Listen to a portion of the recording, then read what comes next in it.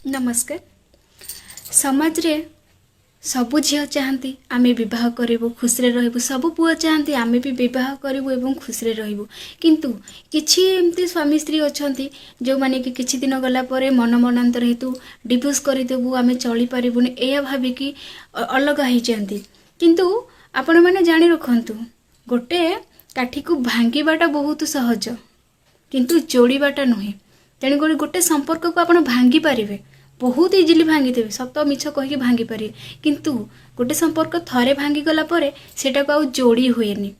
आ द्वितीय कथा हूँ जदि आमे जदि चाहिबा कोन आम संपर्क आमे रखी परिबानी, आमे चाहिले कोन समस्यार समाधान करि परिबानी, आमे चाहिले कोन शांति रे रही परिबानी, आमे चाहिले कोन गोटे घर तोली परिबानी। जदि आमे चाहिले सब किछ करि परिया तेबे डिवोर्स करिया कोन दरकार।